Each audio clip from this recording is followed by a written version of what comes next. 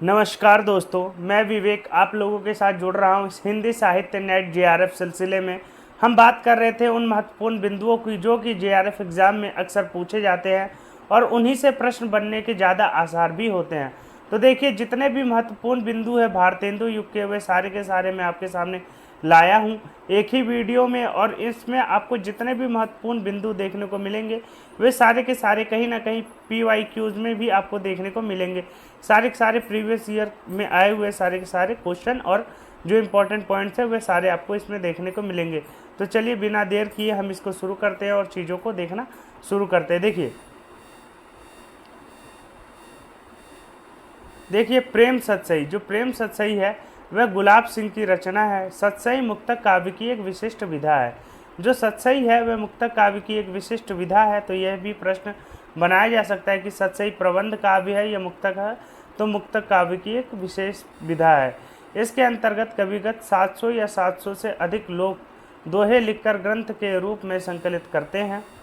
सतसई शब्द सत और सही से बना है। सत का अर्थ 7 और सही का अर्थ है 100। सतसई में प्रमुख रूप से दोहा छंद का प्रयोग होता है। जो सतसई रचना है उसमें दोहों का प्रयोग हमें सबसे ज़्यादा देखने को मिलता है। दोहों के साथ सोरठा और बरवे छंद का भी प्रयोग होता है। देखिए, दोहा छंद का भी प्रयोग होता है, सोरठा बरवा इन छंदों का भी प्रयोग सतसई में हमें देखने को मिलता है, लेकिन दोहे की बहुलता हमें देखने को मिलती है। वहीं देखिए, भारतेंदु युग के प्रमुख सतसईकार कौन से हैं जिन्होंने सतसई रचना लिखी है। तो अंबिका दत्त व्यास, सुकवि सतसई, हरियोध, कृष्ण शतक, वियोगी हरि, वीर सतसई, गुलाब सिंह प्रेम सतसई और सतसई रचना की परंपरा हाल की गाथा सप्तशती से आरंभ हुई। इसके बाद गोवर्धन दास आचार्य की आर्य सप्तशती संस्कृत में और अमरू कवि की अमरूक शतक भी श्रृंगार रस में लिखी गई। ये सारी की सारी सतसई रचनाएं हैं। हिंदी साहित्य में रीतिकाल के प्रमुख कवि बिहारी लाल की लिखी बिहारी सतसई भी बड़ी प्रसिद्ध है। जैसा कि आपको पता होगा, जो बिहारी हैं रीतिकाल के बहुत ही ज़्यादा प्रमुख कवि हैं, इनकी जो बिहारी सतसई है वो बहुत ही ज़्यादा विख्यात है और कई बार इनसे भी प्रश्न पूछा जाता है। भारतेंदु हरिश्चंद्र, भारतेंदु की काव्य कृतियाँ, भारतेंदु की जो काव्य कृतियाँ हैं तो इनसे भी प्रश्न पूछा जाता है कि भारतेंदु की कौन कौन सी काव्य कृतियाँ हैं, तो उनको भी हम देख लेते हैं। भक्त सर्वस्व 1870 ईस्वी, प्रेम मलिका 1871 ईस्वी, प्रेम माधुरी 1875 ईस्वी, प्रेम तरंग 1877 ईस्वी, उत्तरार्ध भगत माल 1876 ईस्वी, प्रेम प्रलाप 1877 ईस्वी, गीत गोविंद 1878 ईस्वी, होली 1889 ईस्वी, मधु मुकुल 1881 ईस्वी, राग संग्रह 1880 ईस्वी, वर्षा विनोद 1880 ईस्वी, विनय प्रेम पचासा 1881 ईस्वी, फूलों का गुच्छा 1882 ईस्वी, प्रेम फुलवारी 1883 ईस्वी, कृष्ण चरित 1883 ईस्वी।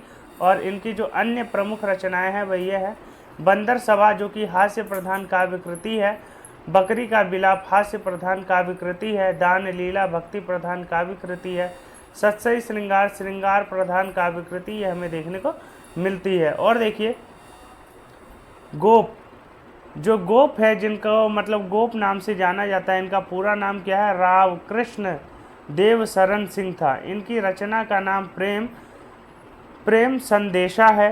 राजेश्वरी प्रसाद सिंह, देखिए राजेश्वरी प्रसाद सिंह के बारे में भी देखते हैं। इनका उपनाम प्यारे था। इनकी रचना का नाम है प्यारे प्रमोद। और देखिए, प्रेम प्रलाप भारतेंदु हरिश्चंद्र की रचना है। इसका जो रचना वर्ष है 1877 ईस्वी है।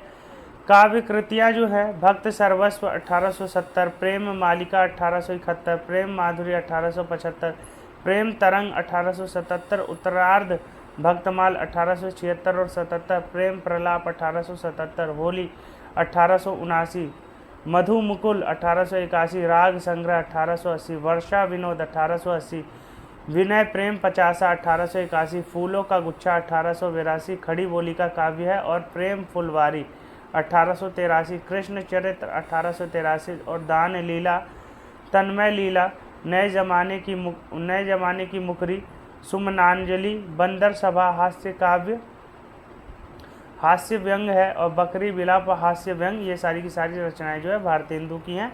और पूछा जाता है कि इनकी रचनाएं जो है समय अनुसार लगाइए, तो ये सारी की सारी जितनी भी रचनाएं हैं आपको मतलब याद होनी चाहिए, जिससे आप इन सभी प्रश्नों को हल कर सकते हैं। देखिए, ठाकुर जगमोहन सिंह, इनका जो जन्म है 1857 में हुआ और इनकी मृत्यु 1899 में हो गई।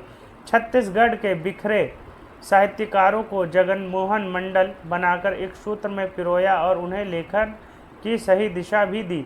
जो काम महावीर प्रसाद द्विवेदी ने किया हिंदी साहित्य में, वही काम छत्तीसगढ़ में जो है जगनमोहन कर रहे थे। वहीं देखिए, जगनमोहन मंडल काशी के भारतेंदु मंडल की तर्ज में बनी एक साहित्यिक संस्था थी।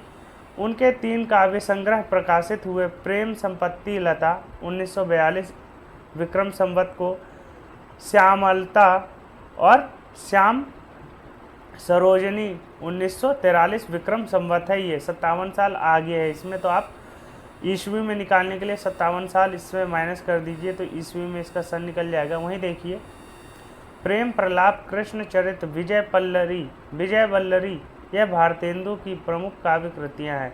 जो प्रेम प्रलाप है, कृष्ण चरित है, विजय वल्लरी, ये सारी की सारी जो है भारतेंदु की बहुत ही ज़्यादा महत्वपूर्ण कृतियाँ हैं। इनसे प्रश्न पूछे जाते हैं। और जो देखिए, भारतेंदु को हम याद कर लेंगे आज, इस तरह से मैं PDF फॉर्म में इन सभी चीज़ों को लेके आया हूँ। देखिए, इनका जन्म जो है 1850 में हुआ था, काशी में हुआ था। पिता का नाम क्या था? गोपाल चंद। इनके गुरु का नाम क्या था? शिव प्रसाद सितारे हिंद। उपाधि इनको क्या मिली थी? भारतेंदु की उपाधि मिली थी। और ये जब उर्दू में रचनाएं किया करते थे तो रसा नाम से अपना रचनाएं किया करते थे। देखिए, भारतेंदु जो उन्हें काशी के साहित्यकारों ने सार सुधा निधि पत्रिका में एक प्रस्ताव पारित करके दी। यह उपाधि हिंदुस्तानी भाषा के समर्थक राजा शिव प्रसाद को दी गई उपाधि सितारे हिंद की प्रतिस्पर्धा में दी गई। वहीं देखिए, भारतेंदु हरिश्चंद्र की समस्त रचनाओं की संख्या 175 है। उनके काव्य ग्रंथों की संख्या 70 है। टोटल इनकी रचनाएं जो हैं 175 है, और उनमें से भी जो 70 रचनाएं हैं केवल काव्य हैं। और देखिए, भारतेंदु के प्रमुख काव्य कौन कौन से हैं? भक्त सर्वस्व जो कि 1870 की रचना है। प्रेम मलिका 1871 ईस्वी की रचना है। प्रेम माधुरी 1875 ईस्वी की रचना है। प्रेम तरंग 1877 ईस्वी की रचना है।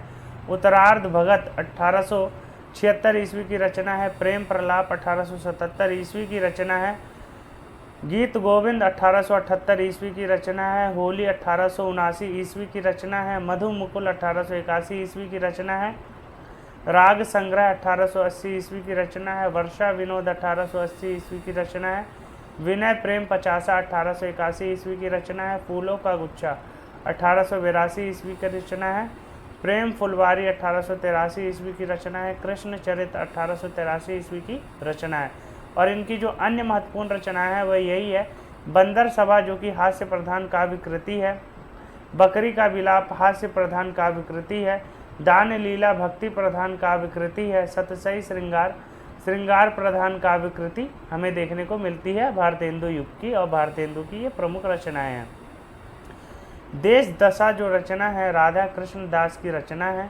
राधा कृष्ण दास की रचनाएं कौन कौन सी है इसको भी हम देख लेते हैं। भारत 12 मासा, जो भारत 12 मासा रचना है वह राधा कृष्ण दास की है। विजयनी विलाप, यह भी इन्हीं की है। नए वर्ष की बधाई, 56 की विदाई, मैकडोनाल्ड पुष्पांजलि राजभक्ति परक है। और वहीं देखिए, जुबली राजभक्ति परक, ये सारी की सारी रचनाएं हमें देखने को मिलती है। विसर्जन प्रताप विसर्जन, ये इनकी रचना है। वहीं देखिए, बालवीर 50, यह रचना रामकृष्ण वर्मा बालवीर की है। रामकृष्ण वर्मा बालवीर की रचनाएं और उनकी कविता। रूप गर्विता, प्रेषित पतिका, उत्कंठिता, रूपक। अनुवाद देखिए, कृष्ण कुमार नाटक माइकल मधुसूदन दत्त का। वहीं देखिए, गद्य विरह नायिका भेद। और देखिए,